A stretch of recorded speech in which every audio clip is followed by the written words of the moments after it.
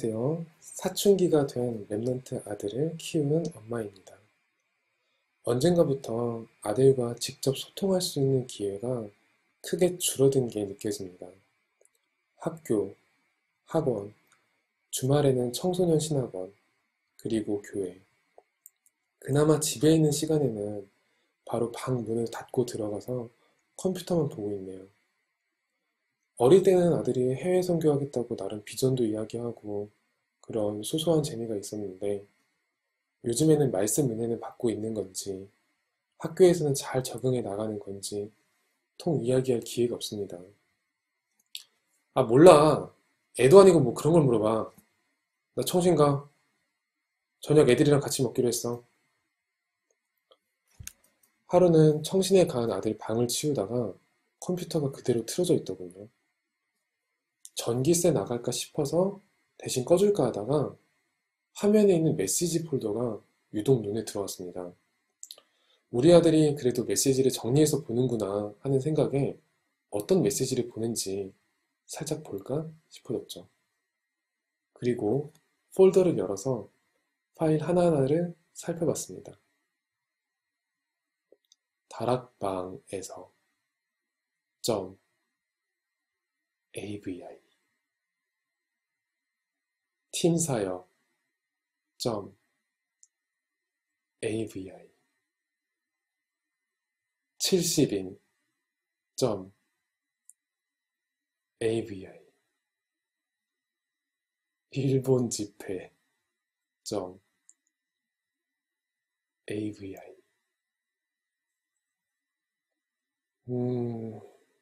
뭐랄까요? 한동안 충격에서 헤어나오지 못했습니다. 나오라는 목사님은 안 나오고 237개 나라의 여성들을 만날 수 있는 시간이더라고요. 급하게 파일을 모두 닫고 거실로 나와서 계속 기도만 했습니다. 아들이 충분히 그런 나이이긴 하지만 엄마로서 당연히 소통해야 할 부분에 소홀했던 건 아닐까. 죄스러운 마음이 들어서 잠을 이루지 못했습니다. 그 이후로 아들에게 엄마가 알고 있다고는 차마 이야기 못하고 어떻게 다가가는 게 지혜로울까 고민만 하고 있네요. 어떻게 인도받는 게 좋을까요?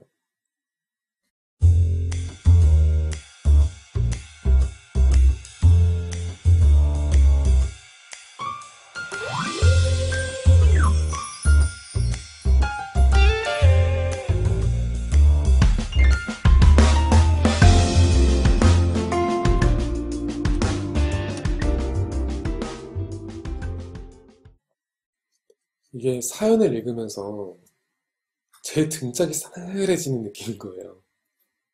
야, 이걸 걸리면 어떡하냐 하는 느낌? 뒤에 확장자만 바뀌어 있는데 느낌이 진짜 야릇해지네요. 제가 아는 사례 중에 실제로 야한 동영상을 인터넷 강의 동영상 이름으로 다 바꿔놨다가 걸려서 엄청 경을 친 경우가 있었대요. 그거 랩넌트 버전이라고 보면 될 것 같아요. 근데 보면서 이게 어머니 마음은 이렇구나 싶은 생각은 드네요. 본인의 죄책감을 느끼시는구나. 그리고 아들한테는 차마 말을 못하게 되시네요. 진짜 오는 사연들이 정말 하나같이 쉬운 게 너무 없어요. 이게 물론 제가 답을 주는 입장은 아니긴 한데 그러니까 공감을 하는 것도 참 이렇게 틀을 많이 깨야 되는구나 그런 생각이 많이 들어요. 저는 자식 입장이지 자식 키우는 입장은 아니잖아요. 그러니까 참 이거 어떻게 이해를 같이 해야 될까 그런 부분에 대해서 기도가 많이 나왔던 것 같아요. 특히 성적 호기심 이거 이걸 어떻게 복음 안에서 바라볼 것인가? 이 문제는 인류 최대의 숙제 아닐까요?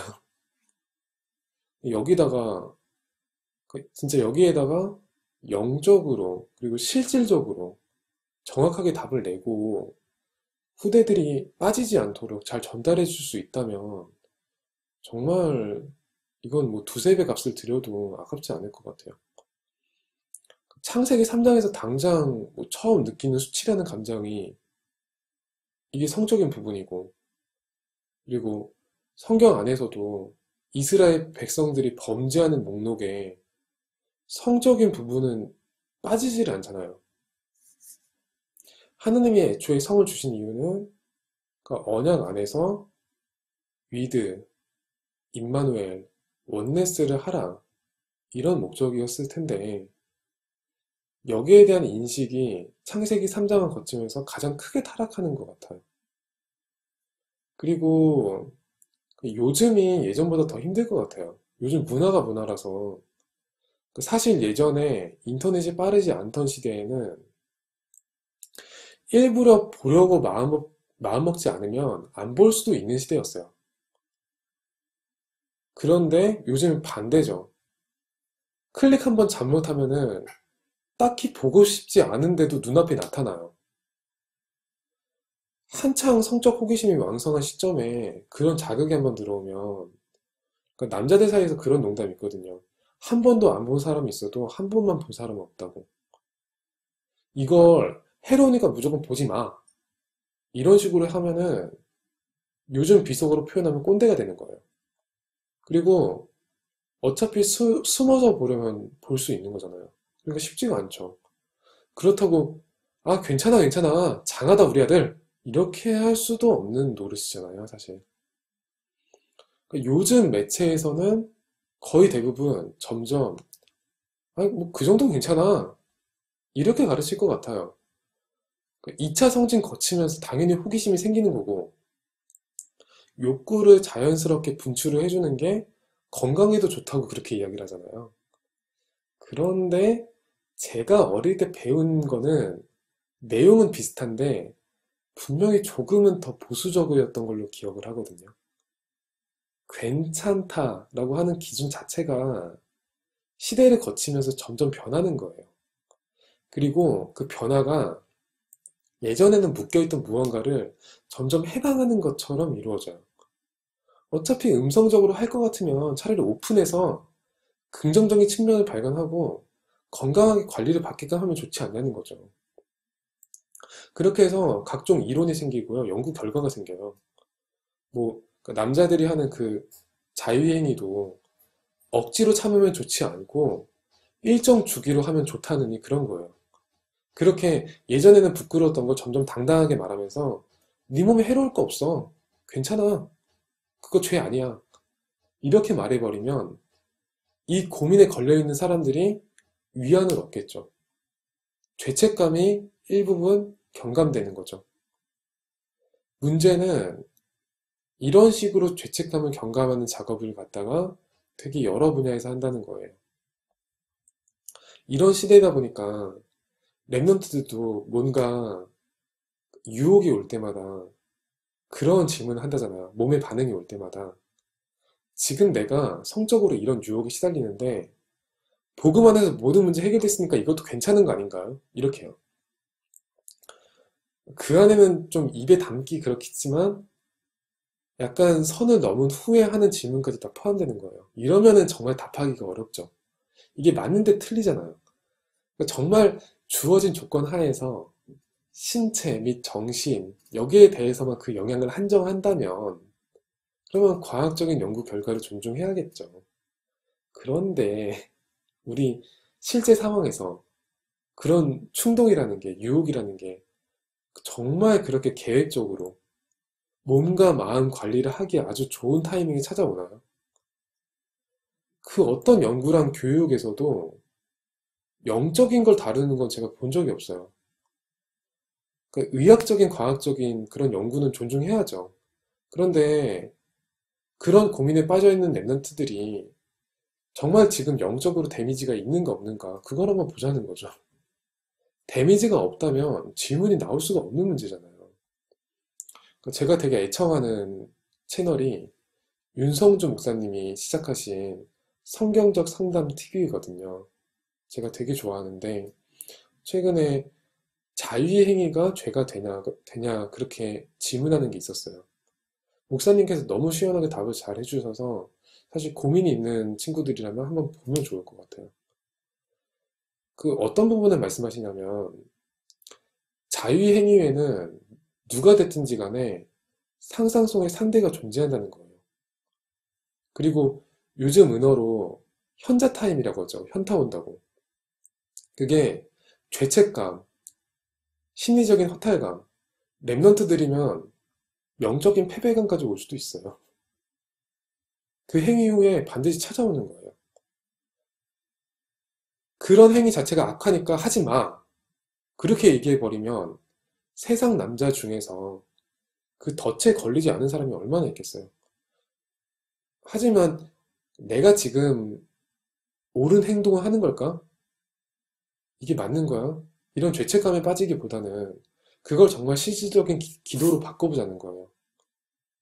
지금 나는 솔직히 하나님으로 100% 만족하지 못한 건데 그 내 영적인 상태는 지금 어디쯤에 와 있을까? 유혹이 찾아오는 타이밍, 그러니까 충동이 막 오는 타이밍을 점검해서 보면 본인이 가장 영적으로 약한 부분, 본인이 가장 외로움, 상처, 그런 걸 느끼는 지점을 찾을 수가 있잖아요. 언제 그게 오는지. 그 틈을 하나씩 메우고 하나님을 그 시간에 만나는 24를 점점 해보자는 거죠. 그건 막 뭐 솔직하게 고백하고 막 말로 털어놓고 이럴 필요가 없잖아요. 그건 사람 앞에서 답을 찾으려고 하는 거지. 사람 앞에서 답을 찾지 말고 하나님과 나만의 비밀로 두고 하나님 앞에서 답을 찾아가는 도전을 하자는 거죠. 그러니까 요즘 시대에서 중독이라든지 분산이라든지 그러니까 이런 단어가 붙을 수 있는 거의 모든 것들이 영적으로는 비슷한 개념일 것 같아요. 뭐 예를 들어서 나는 게임을 계속 하고 싶은데 계속 생각이 나는데 게임이 해로운가요? 나는 어떤 아이돌 멤버가 어떤 연예인이 너무 좋아서 계속 보지 않으면 잠이 오지 않는데 그게 잘못된 건가요? 아, 나는 쇼핑을 계속 하고 싶어요. 잘못된 거예요? 세상의 다른 상담가들처럼 얘기하면은 괜찮아요. 조절만 잘하면 몸과 마음에 오히려 긍정적인 작용도 할 수 있겠죠, 분명히. 그런데 괜찮다는 이야기를 그렇게 들었을 때 정말 괜찮아요? 몸과 마음이 괜찮은데 왜 안 괜찮을까요? 안 괜찮다고 걸리는 그 부분이 영적 부분이잖아요. 하나님의 말씀이 우리의 행위를 어떻게 규정하는 도구가 아니잖아요. 영혼을 찔러서 수술하고 치유하는 검이잖아요. 그러면 우리도 행위의 선악을 율법으로 판단하는 그 수준에서 넘어서서 영적으로 걸리는 부분이 있다면 말씀 앞에 서야 되지 않나 싶은 거예요. 그게 제가 좀 고민하고 기도하면서 찾아낸 부분이거든요. 사연을 주신 어머님께서도 아드님과 바로 그 영상들을 들이미면서 얘기하기는 당연히 힘들겠죠. 그건 답이 아니에요. 잘못하면 진짜 수치심 때문에 마음문이 확 닫힐 수 있어요. 그러니까 만약에 제가 입장 바꿔서 그 아드님 상황인데 엄마가 다 알고 있다면서 오면은 안 돼요. 그거는 진짜 안 돼요. 그런데 다만 그러니까 저는 자식 입장은 될 수 있어요. 저도 이러한 부분에 남들처럼이나 남모르게 이런저렇게 이렇게 저렇게 고민을 해봤던 아주 평범한 남성 입장에서 얘기해보자면요. 아드님께서도 거의 100이면 100. 본인이 듣는 하나님의 말씀과 실제 유혹이 올 때 본인의 모습이 충돌하는 것에 대해서 많은 죄책감과 고민을 하고 있을 가능성이 대단히 커요. 그러면 이제 현타가 왔을 때, 소위 말하는 현타가 왔을 때, 내가 다시는 이런 악을 범하나 봐라. 그러면서 회개했다가 나중에 고무줄을 탁 튀기듯이 몸이 원하는 쪽으로 다시 돌아오는 거죠. 육신이 원하는 쪽으로. 그러면 그 죄책감을 줄이고자 여러 생각과 이론을 갖다 붙이는 거예요. 그러면 그럴수록 영적인 진실을 발견하는 데에는 아무래도 시간이 더 걸리잖아요. 그런데 그 시간 주시는 게 그것도 하나님이시니까요. 하나님 안에서 이루어지는 일이니까요. 그 모든 것이 합해서 선이 이뤄진다. 그걸 믿고 복음으로 같이 도전해 주신다면 그 가정에 생각지 못한 큰 답을 하나님이 주시지 않을까 싶어요. 제가 함부로 얘기할 수 있는 건 아니지만요. 그게 쉬운 것도 아니고. 그 위드, 임마누엘, 원네스라고 하는데 그러니까 우리 영혼에는 아직까지 결핍된 부분이 있는 거잖아요. 그걸 확인을 못하니까 우리가. 당연히 내일 당장 아드님이 모든 영상을 제거하고 참된 메시지 폴더를 회복하기를 원하신다면 그렇게는 잘 안 될 거예요. 아마 그렇게 하더라도 나중에 다시 유혹이 찾아올 때 원래대로 할 수 있어요. 그런데 그렇게 차츰차츰 그 모든 과정 통해서 하나님과 24하는 시간의 비율이 점점 늘어나고 점점 집중의 비중을 높여 나가면 정말 시대살리 전도자가 되지 않을까요? 그 문제를 쉽게 못 서는 사람이 사실 더 많잖아요. 어른이 돼서도요. 그러니까 뭐 그걸 그 안에서 정말 아드님만의 답, 그리고 어머님만의 답을 찾아낼 수만 있다면 하나님이 주신 기회겠죠. 하나님 안에서는 문제는 없는 거니까. 그게 복음이니까요. 아드님이 어릴 때 해외 선교 얘기도 했다면서요. 그러니까 갑자기 생각났는데 그러니까 오늘 237에 가다 주제가 바누아투였잖아요. 바누아투의 주요 지역 중에 하나가 이름이 에로망가 섬이에요. 백단양도 여기서 발견됐고 지금 대통령이신 탈리스 오벤 모시스 목사님 사역하셨던 곳도 에로망가 섬이에요. 바누아투에서 네 번째로 큰 섬인가 그런데 이름이 하필 에로망가라서 좀 그렇잖아요. 그래서 우스갯소리로 성적인 고민하는 랩런트들은 에로망가 섬 선교사로 결단하라고 그런 얘기 나왔던 적이 있어서 생각이 많이 나네요. 근데 그 다음에 나왔던 얘기가 더 가관인데 만약에 정말 성적인 고민 있는 랩런트들 에로망가섬 선교사로 결단하면 섬 꽉 차서 안 된다고 포화 상태 된다고 그 에로망가 섬이 아니더라도요. 그러니까 어머님과 아드님이 밟을 현장이 되게 많으니까 그 앞으로의 여정을 위해서 랩넌트 보이스도 함께 기도하도록 하겠습니다.